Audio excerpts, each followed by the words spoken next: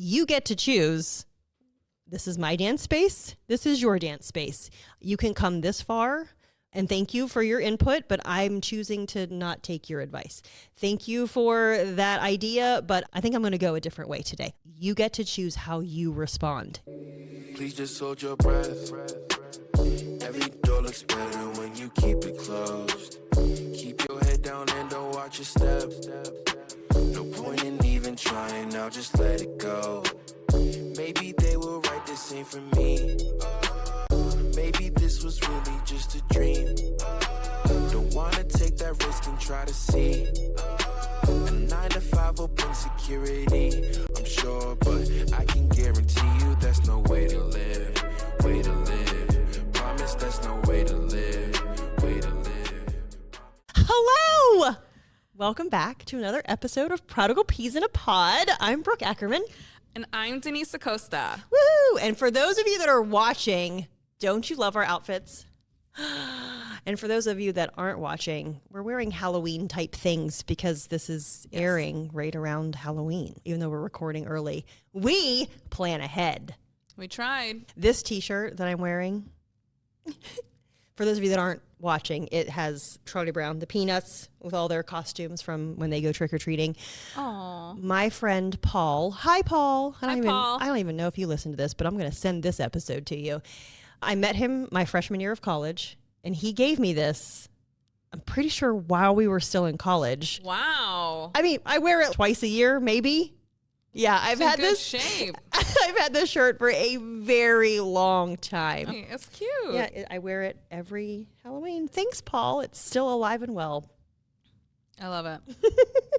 Okay, today we are going to talk about the ability to choose, that you can choose how to respond rather than react to people or different situations. And I feel like when you realize that you really do have the ability to choose and it's not just reaction, this has the potential to change so many things for you internally and then also in the relationships that you have with people. I'm pretty psyched about today's topic. I am too.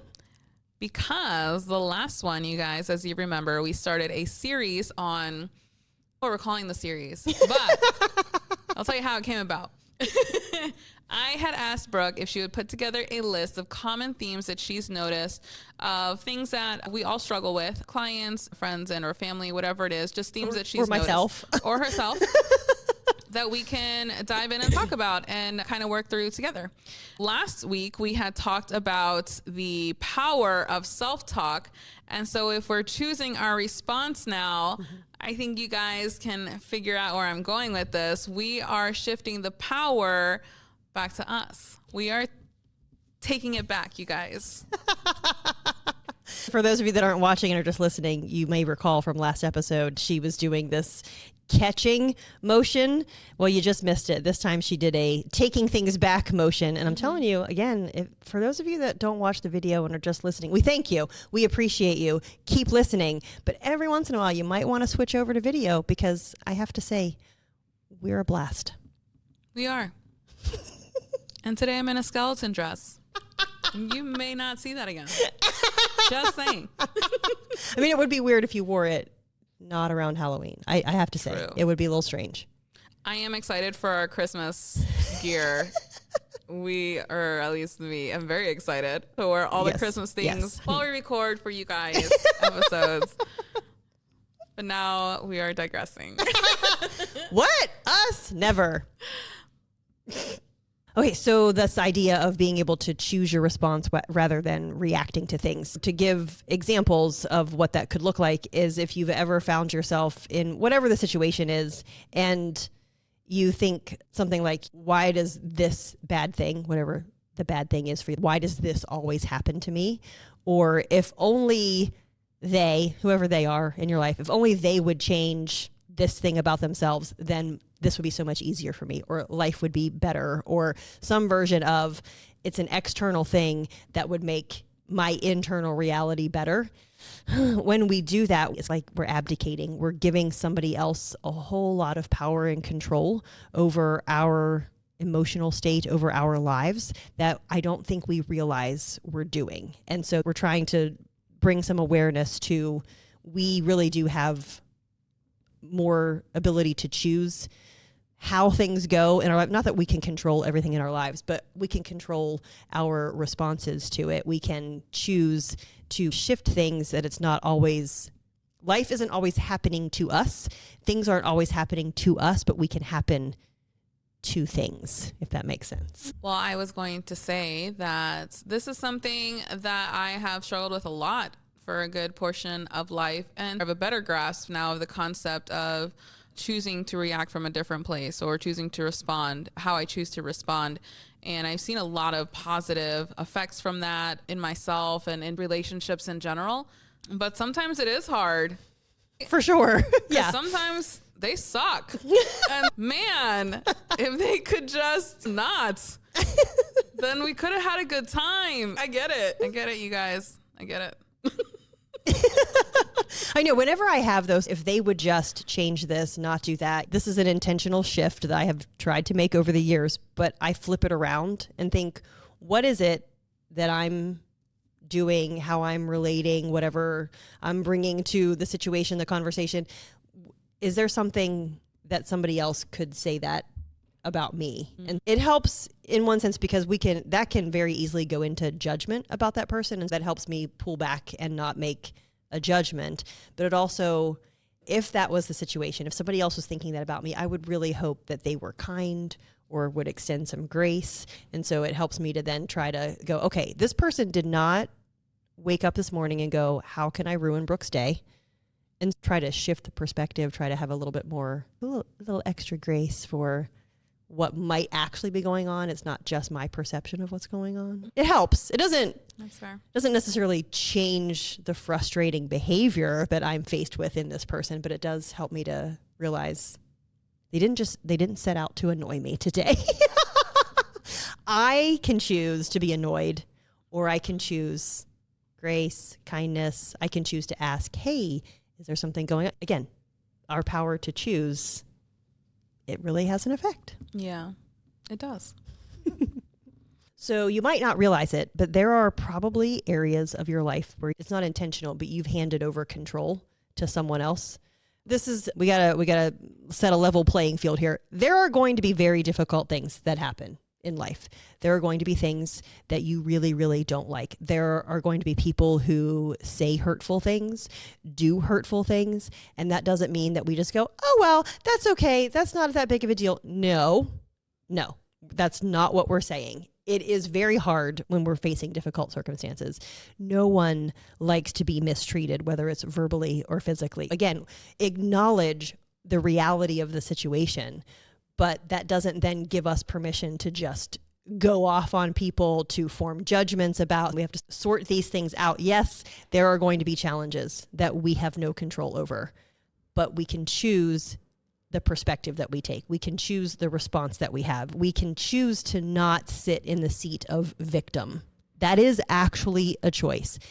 Are there people who are victims of abuse, violence, terrible situations? Absolutely. But you can choose to take that on as your identity, or you can choose to see that as this thing happened, and now I have the ability to choose what I do with it, how I respond to it, how I respond to people. Again, I said last time, we're not talking about toxic positivity. We're not talking about ignore how things make you feel. No, acknowledge the situation, feel your feelings, but you don't have to sit in the seat of victim. That is actually a choice, which I know for certain situations, it doesn't feel like a choice, but it is. We can choose how to respond. We can choose the way that we think about a person or a situation. We can choose to ask God for his perspective about a person or a situation or ourselves. There is so much choice available to us that I don't think we see it as much as we are actually able to see it, because it does sometimes feel like things are inevitable. This is just the way this has always gone. This is the way this person has always treated me. And that's a really good way to catch on to these things, is if you have those words always and never, or just. That word just, when it appears, this is just the way I am, or this is just the way it's always been. This is just the way my family is. Those are really good clues to tune us into we've abdicated. We've allowed someone else or something to have way more control over us than we ever intended to. It's really never intentional that we hand it over. So be kind to yourself if you're now realizing, ooh, I've handed control over. I've handed power over to someone, something. Okay, great. You're aware of it. Now we can start to shift things. It's kind of like what you were saying in the last episode about information. And then we're applying that information. The whole acknowledging is catching it. It's very good. I think it can be challenging when you're sucked into that, but it really is just like that. Brooke, my family really is like that. It really has always been that way. I'm not lying about that. And I don't think any of us is ever going to sit here and be like, well, I just woke up and decided I'm going to feel this way or let them take all this power from me. We don't really recognize that we're doing that either. It just kind of happens. We fall into a pit where we feel helpless and no one's here to defend me. And we also don't assume that you're waking up and willingly choosing this either. Yes. This is why this one is challenging. Well, there's a lot of reasons why it's challenging, but this is one of the big things because for a lot of us have been doing this for certain situations for such a long time. And to pinpoint where it started, to start addressing and pulling back the reasons behind it or what led us to that, to then figure out how we're going to react next time, because now some of our reactions are second nature. And so we have to pause and think about it and kind of go from there. When you're dealing with someone like that in these relationships and they're not of the mentality of, let's be better, let's choose our responses, let's not, it gets hard. Absolutely. Yeah.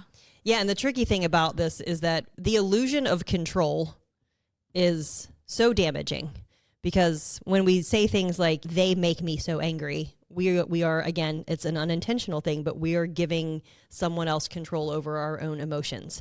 And we are, and we fester on it. We do. And the ripple effects of it, the cycle, the snowball that rolls down the hill and gets bigger and bigger. It's whatever analogy you want to use, but it's not just that moment. It then puts things in motion that we never intended to put into motion. And then it's off and running. And then all of a sudden we're wondering why there's so much negativity or why this feels so terrible. And yes, I agree with you. There are some situations where, this is the way this person is. This is the way my family is. And there's nothing I can do about it. And honestly, that right there, that realization, there's nothing I can do about them and their choices and their words. Yes, that is 100% correct. And so difficult, because you're in relationship or some sort of connection with this person or people. But this is why we're talking about this, is because you are in control of your choices and your emotions and how you choose to talk to them. Or maybe the choice is, I need to no longer be in connection or relationship with this person who has been hurtful or toxic or has done so much damage. And if only they would change. If we stay focused on that, it does us no good, because we cannot change another person. We are not responsible for another person. We are not responsible for their choices and their words. We are, however, responsible for ourselves. And that realization right there, realizing that I can't do anything about that family member or this friend or the coworker, the boss, whatever the situation is, knowing that and actually being able to release that opens up room for then your choices, recognize your own emotions, your own healing, which then will lead to your freedom. And that's really, we can only be responsible for ourselves. And that's a hard one to come to when the other person's actions and words are affecting us. But again, we can choose how we engage or maybe don't engage with someone who's not treating us well. Do you ever notice how when you do have a situation like that and it's gone on long enough that as soon as you see that person, you're already feeling some type of way? The tension's already up. You're already on defense. You're already like, here we go again. That's what we're talking about the power that they have over you. Mm-hmm. That just their presence and existence is enough to completely alter your day, your state of mind, or how the rest of your day is going to go. That's exactly what that is. It can have some very lasting long-term effects. Yeah. And again, acknowledge that this person's actions, the way this person speaks to me, if I allow it, choice, if I allow it, it really starts to have an effect on my internal peace. And so I'm going to acknowledge that being in relationship with this person is difficult. And usually, try not to go always and never, my experience with them has been that when they do, this is how it affects me. And so the next time I'm around them, I'm going to acknowledge that their words, their actions are having an effect, but how am I going to choose to respond? Do I say, hey, I don't know if you realize it, but when you do, I feel, and you're going to have to fill in the blanks for yourself. Or is it, thank you so much for your comments, and then, but I'm not choosing to engage with you today. That's allowed.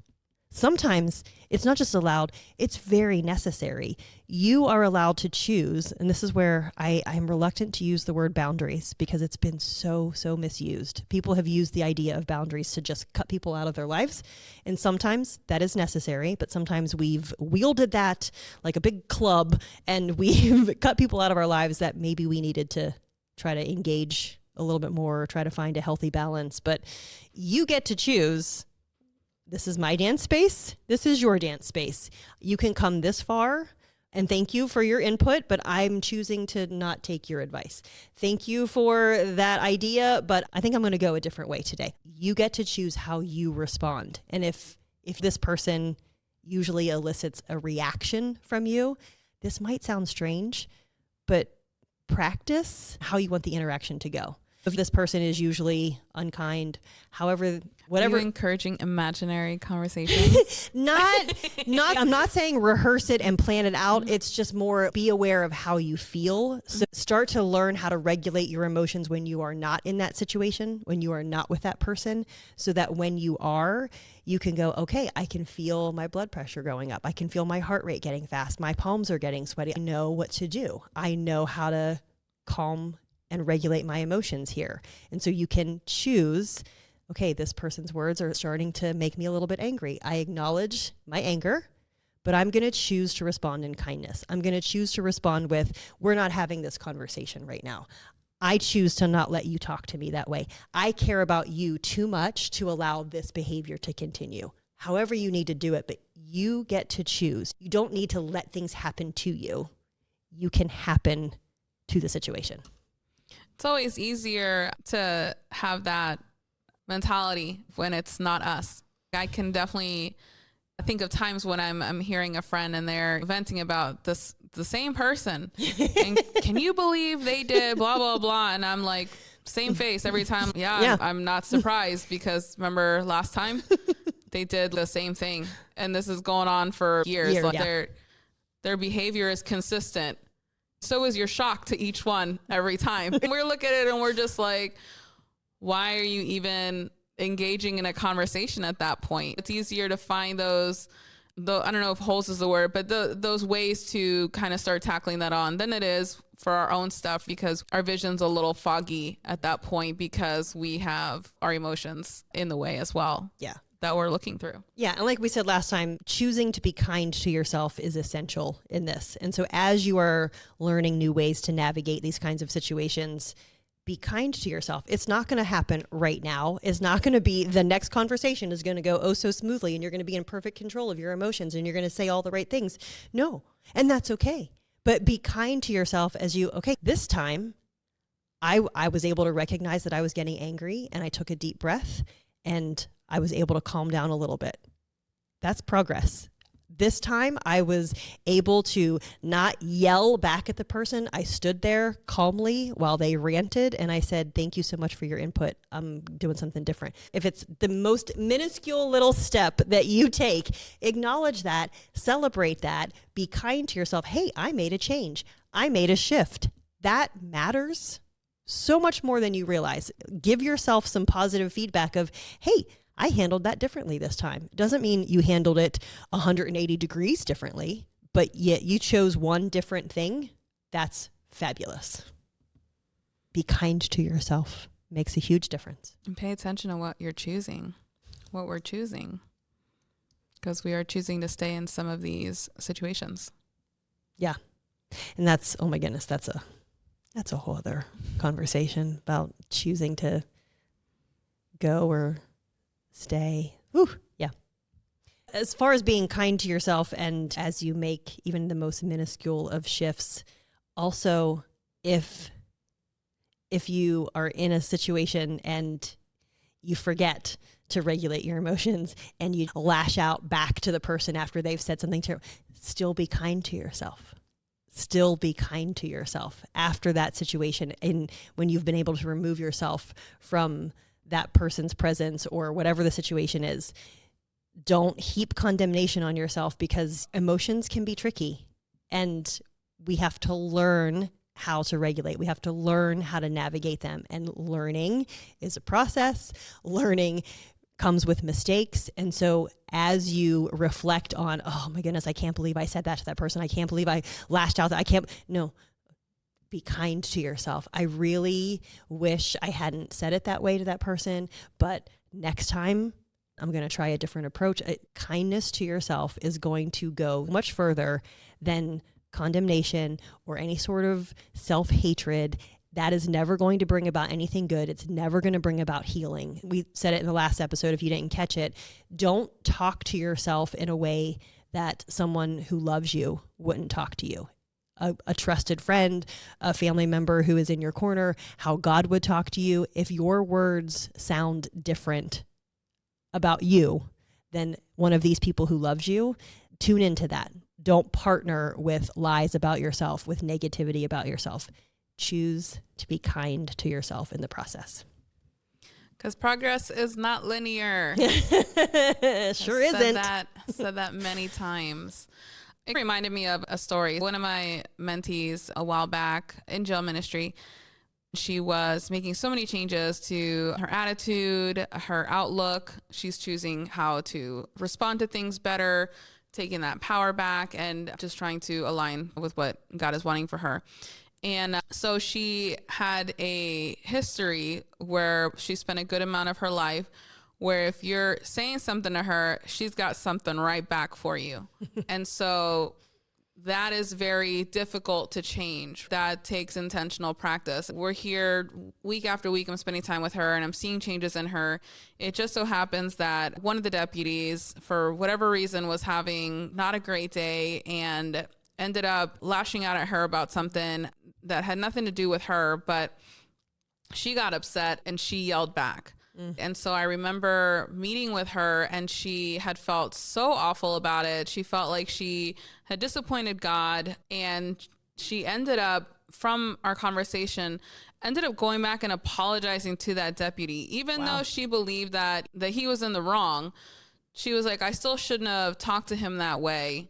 They're still, and maybe they were having a bad day. There was a different perspective at that point, but she went back and she apologized to him. And so it just goes with how we're choosing to respond to these things. If we're thinking about that one person that we wish that would just change, and life would be so much easier, and I wouldn't be so angry all the time, I wouldn't be so frustrated all the time. Part of that power that they're taking is also peace that they're taking. And I've made this analogy in the sense of forgiveness and holding resentment. You can have 20% festering about somebody. Maybe it used to be 60, so you're progressing, and now it's only 20% on this person. And it's still 20% that's taking up space in you that you're not allowing to receive peace, joy, happiness, fulfillment, whatever it is. You're given that space to that. And that's essentially the same thing that's happening here if they would change. And so now we've handed them, here's my 20% of peace that I'm not going to have now because you're frustrating me. Like when I see you, I get frustrated. And it's a continuous thing that we're choosing. We are also choosing to give up some of that peace too. That's part of that power that we're giving them. And hold on to your peace. It's hard to find, you guys. And we have to own our responses. We are responsible for ourselves. And so if you find yourself saying something like, if they didn't do X, Y, Z, then I wouldn't get so angry. I wouldn't. No, they're going to do whatever they're going to do. They're going to behave the way they're going to behave. They're going to say whatever. But we have the ability and the responsibility to manage ourselves. And so if it's, I wouldn't get so angry if you didn't do, No, we get to choose whether we want to or not. We have to own our stuff, and that includes how we relate to other people. We may not have always chosen what happened to us. Yes. Life will happen and things will happen to us, and it has nothing to do with us. And we may not have had control over that, but it is our responsibility to heal from that. Yes. So it can't shift to a space where it's, well, because all this, now I'm this way, and now you're choosing to live out from that way. It is a choice that we are making. It is a choice, you guys. It is a choice. So why does this matter? Well, we've already said a lot of reasons why it matters and why it should matter to us. But often we'll confuse feeling something with being controlled by it. We're feeling some way, so now we're just stuck in that mentality. The goal here is not to suppress feelings or to ignore them or push them to the side. We want to acknowledge them. We want to identify them, to find the issue, you guys. DTI. Should be like a new hashtag. DTI. Think about an easy example. You're driving on the road and someone cuts you off and you're got a lot of colorful language coming out of your mouth about that person. Colorful language like magenta, turquoise, chartreuse, violet. Is it cayenne or cyan? Cyan. Cyan? Yeah. That's John Ackerman's favorite color. Such a pretty color. Hi, John. Hi, John. So we do have it listed as a way to help, to name the issue, but I have personally experienced that it helps to say it out loud. In that moment, I'll be like, okay, Denise, we're just frustrated because we're trying to get somewhere. Or does it really matter that they cut you off? Whatever the situation is, to identify the root issue or what you're feeling. We're frustrated. Fine, because someone cut you off. All right, cool. Got it. Next, move on. But saying it out loud for me has helped more than just reflecting later, but literally saying it out loud in that moment, I found has been helpful for me. Are you aware of what it is specifically about naming it that is helpful? It ties into the whole what's going on inside. So sometimes I'll be in a mood because of things that were happening in that day, but I haven't reacted from those things or expressed emotions about them for whatever reason. And so now we hit the one, and that's just the tip of the iceberg, and it comes off. And so then it's like, okay, I'm feeling this way. So why? Is it really this person? Is it because all these other things that have nothing to do with them? I'm just upset about how my life is right now. And so now everything is just getting to me. And so having that conversation out loud is when I get to hear my thoughts. You can be like, ooh, you need to reevaluate that. It makes it a little bit more tangible to talk myself through those thoughts. It helps me recenter and get to a realistic viewpoint and not something so emotionally driven, because anything emotionally driven it's not 100% true. We're seeing it through a specific lens at that point. Yeah, for me, it just helps me recenter on those things.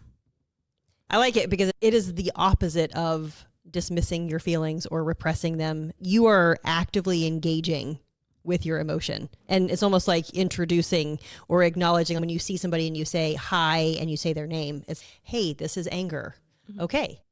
I'm aware that anger's here. I know what to do with it. I can choose how to handle this. Because I think we far too often think that to regulate our emotions, to be in control of our emotions, we feel like we might not really know how to do it. And so we just ignore them. And ignoring them doesn't actually make them go away. That's not processing them. We've shoved them down or put them in the back of the fridge, and then they get all moldy, and then it grows and spreads. And then the next time we engage with them, then they're even worse.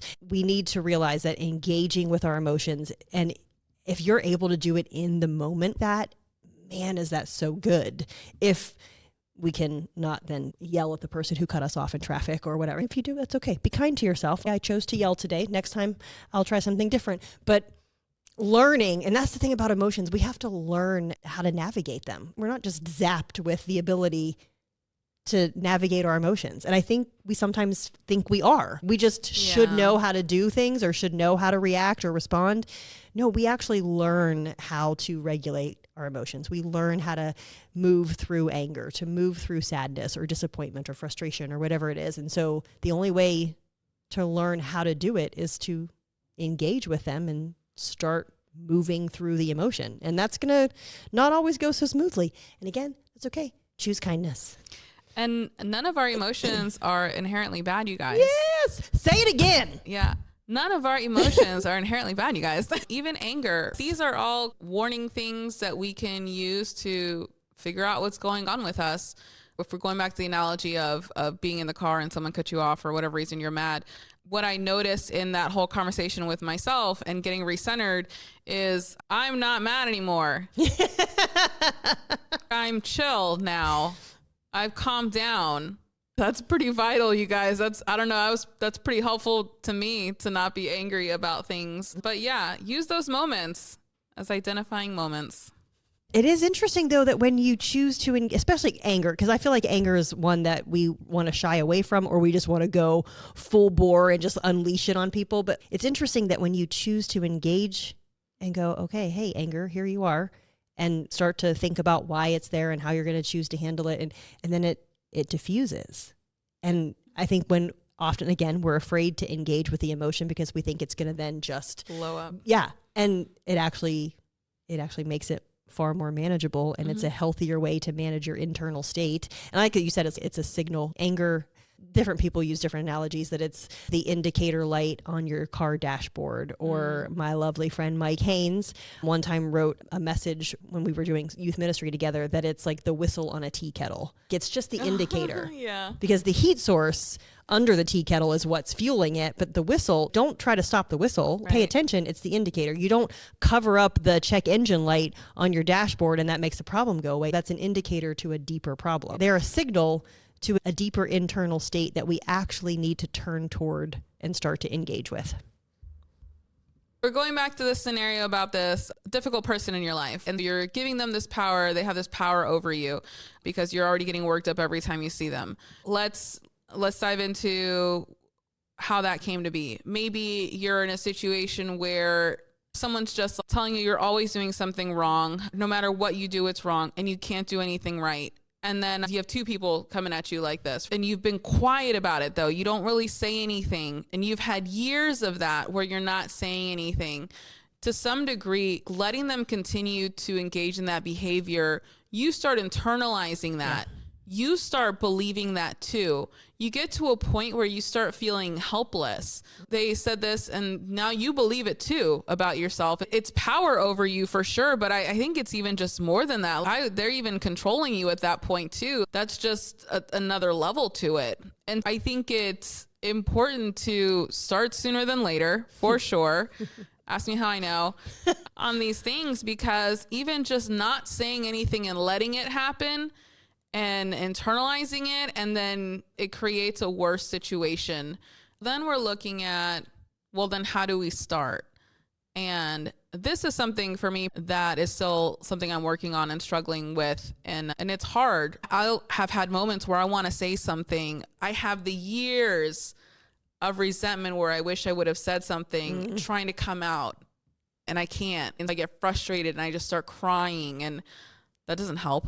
Helps me get emotions out, sure. Feel your feelings, but we're not the communication factor isn't happening. Where do we start with that? Little things, but as Brooke was talking about, you're choosing your response in these things, and in doing so, you're actually building resilience.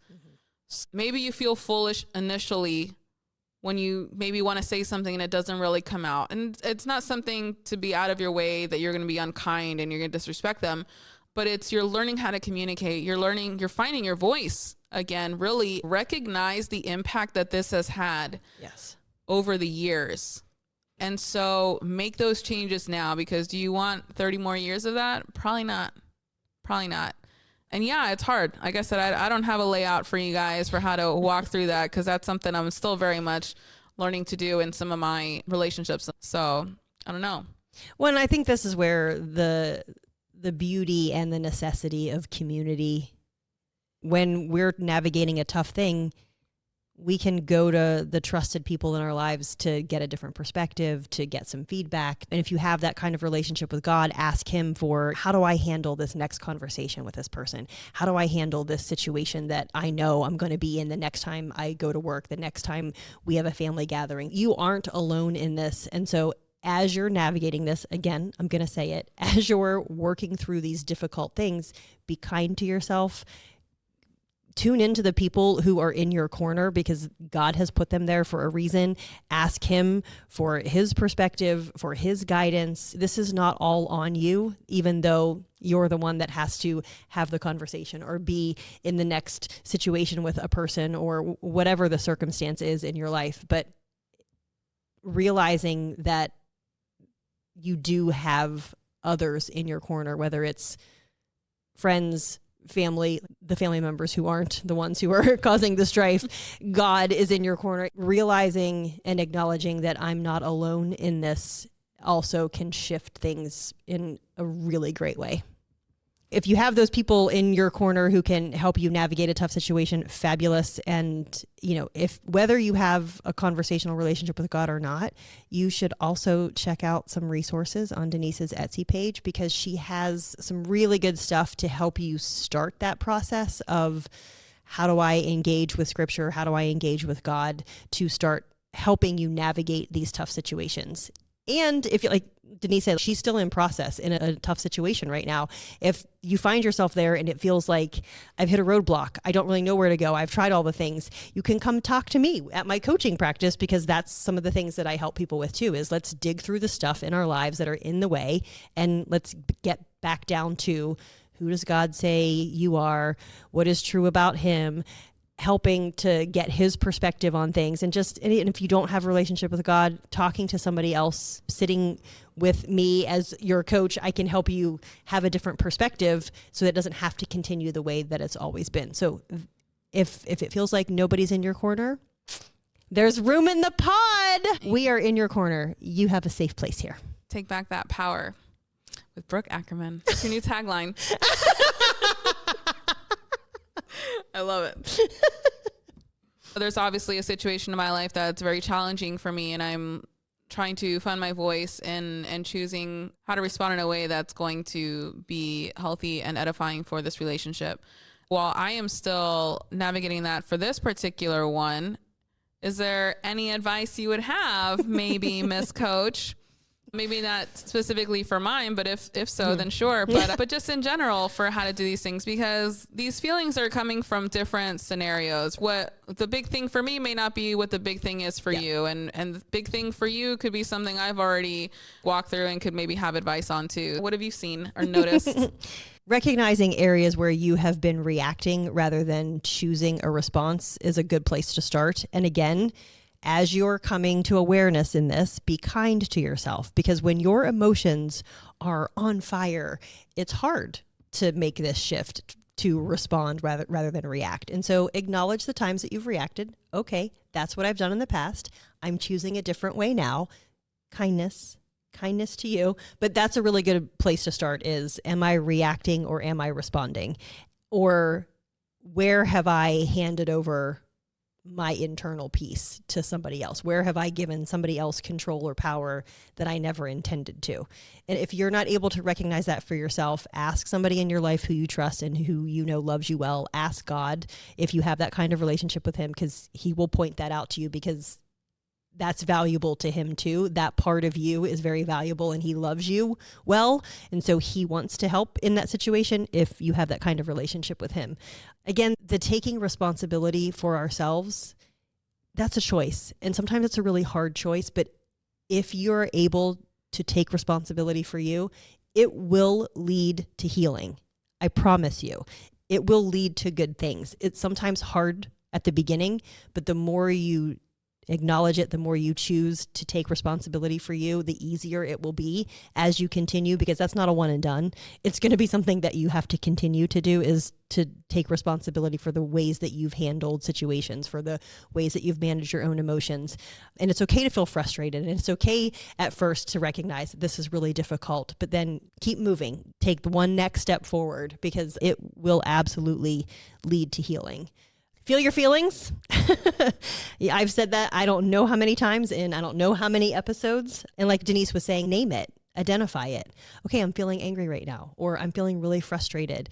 How can I choose to handle it this time? This is the way I've handled it in the past, but how can I choose something different in this situation or with this person? It might sound a little too simple, but if you're able to just pause and take a couple of deep breaths it makes a huge difference, because what's often happening is we are getting into our brainstem. We are in fight, flight, freeze mode. And if we take a few deep breaths, we are then able to move up out of our brainstem into the part of our brain that's higher functioning, higher thought process. And then we are able to respond. We are able to reason rather than simply reacting. Because when we're in our brainstem, it's self-protection. Our bodies think we are under threat of death, and we are trying to do everything not to die. And our brainstem, our bodies don't recognize emotional situations any differently than physical ones. So emotionally, you think you're being attacked by a lion, and you're responding in that same way. And so if we are able to get ourselves out of our brainstem, taking deep breaths, and sometimes this might sound strange, but go with me on it. If you lift your gaze up, it helps you move up to your higher thought process. I know. Try it. It works. What else? I was going to say something. Great.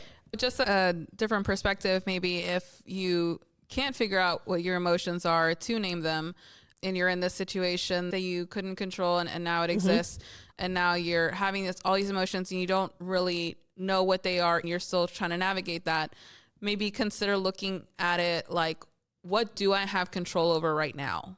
That's great. What can I do then? All of that was really unfortunate, and I'm a mess of feelings right now, but what can I choose to start doing? What do I have control over, and where can I start? And start with that. I love that. You should be a coach. A kickball coach. Something else that I have done in the past, say you have a day, you're starting off and you're waking up sunshine and rainbows, and then you get to breakfast and whatever happens, now you're in a real bad mood because, I don't know, somebody at the table said something to you, you got a text message, whatever it is, and you went from a bunch of highs to lows, and now you have the rest of the day to look at. Are we going to have a good day? Or are we going to have a bad day? It's very easy to just go ahead and chalk it up to a bad day, and it's going to all be like this. I have found I have better chances of just having a day, not necessarily a bad day, but just cool, this was how my Tuesday went. If I'm just, well, that really sucked, but okay, we're going to restart. You're reframing it. You're not just stuck on that one moment, and you're not letting it consume your entire day. You are pulling back from it, regrouping, and look to find the good in it. So just shifting our perspective there so that we can still have our good days. Yeah. Because things will happen no matter what, and it's not going to dictate a bad life, a bad month, a bad day. It's just the way the cookie crumbles sometimes. Yeah, again, whatever we focus on, then that becomes the focus. Whatever we are putting our energy, mental energy, or emotional energy into, then that starts to flourish. And so if we are set on, this is a bad day and I'm having a bad day, then yeah, you're going to have a bad day, and don't be surprised by that. Yeah. Seek and you will find, you guys. You want to have a good day, find all the good things. Look at those pretty trees. Look at the nice weather. Look at the fact that you are getting to breeze through it with the window down. Whatever it is. You're meeting a friend for coffee. Yeah. Find the good. So I don't know how many times we've used the word choose today, but we have a lot more power than we realize to do so. Stepping out of that victim mentality to a space of empowerment to start making those choices. It is within our control. So feeling our feelings isn't optional, but being controlled by them is. Should I say that one more time? I don't want you guys to miss that. Feeling your feelings isn't optional. Being controlled by them is. And that's a wrap. Write that down, you guys.